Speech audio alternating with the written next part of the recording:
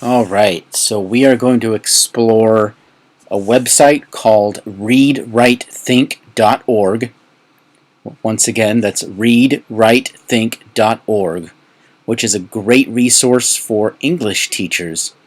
There's resources on here that go all the way from K through 12, so a variety of ages and grade levels. No matter what you teach, there's something on here for you. So readwritethink.org has classroom resources, which would be lesson plans, student interactive things, mobile apps.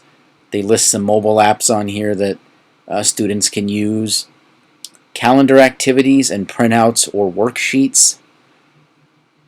And each of these subcategories is designed in a similar way, very organized to find what you need. Like, for example, lesson plans. They show featured or most popular, and for each one it'll tell you the grade levels that they're applicable for. You can click on each one and see the whole thing.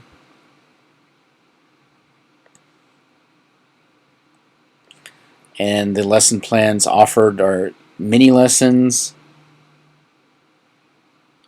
full unit lessons, and recurring lessons that you may want to repeat in classes here and there for refreshment.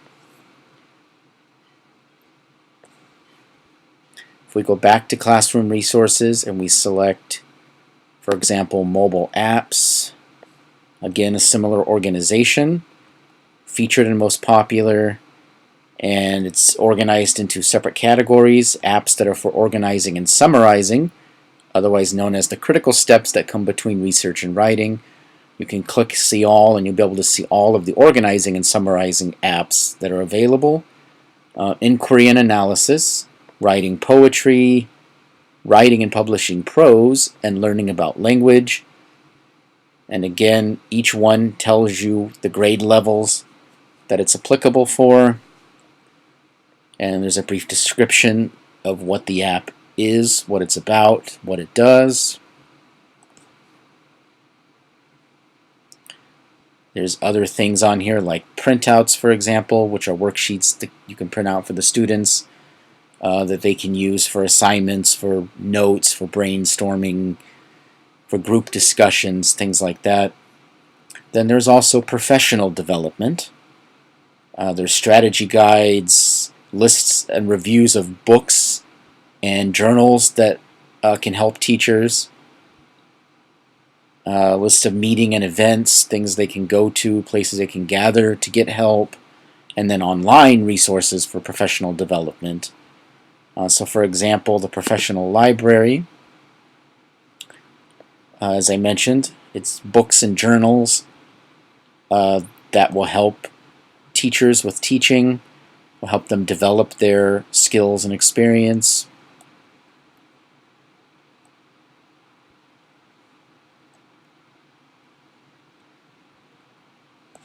And then on the bottom, below the list of books and journals, they'll show you the lesson plans that are applicable to those books and journals so that teachers can take what they learn there and make lesson plans out of it.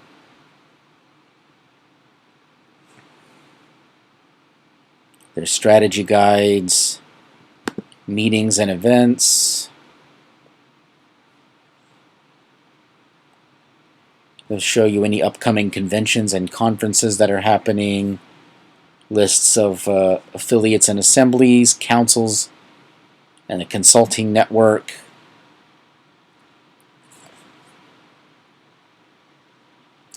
And there's also videos, which would be for professional development, for use in classrooms.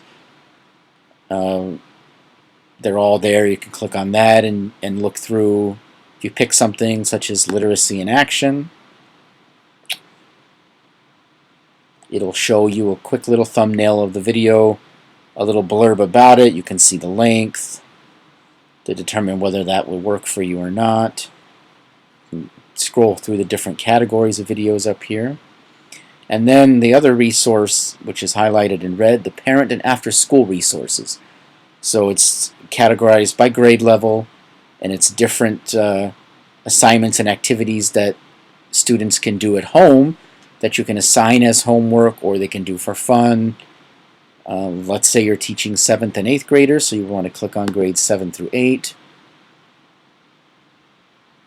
And you see it lists different activities that are appropriate for that grade level, like making a mystery puzzle. You pick the soundtrack. So those are activities and projects. There's games and tools, printouts, podcasts. They'll list things that are most popular down here. And then on each of these different categories, you can click the See All, like to see all projects for 7th and 8th graders. And it will give you the full list. In this case, there's 31 projects.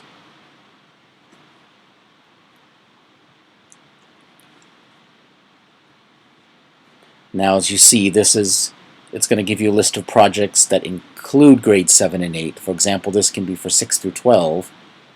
So because 7 and 8 is in there, this will come up even though it's not specifically for 7th and 8th graders. Just one thing to note.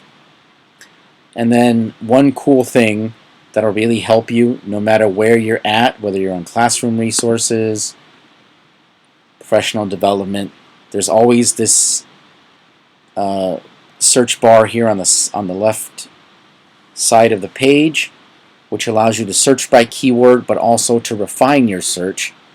So when you put in your keyword, you can search. You can pick the grade level. Since we're under classroom resources, it'll be you can refine by resource type, learning objective, theme. Some of these will change as you go through. Like if you do professional development, you'll see that, for example, let's try professional library. You'll see that there's some differences, like now publication type is a choice you can pick to refine your search, date of publication, the organization, and then learning objective, grade level are always on there, and theme is always on there.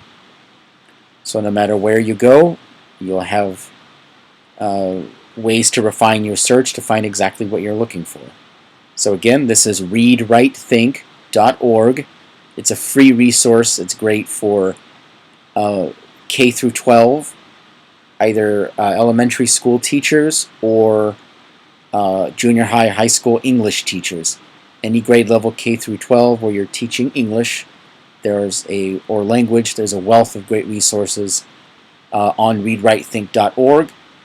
Not only for the students to do in classroom or at home, but also professional development for the teachers. And of course, apps and videos as well.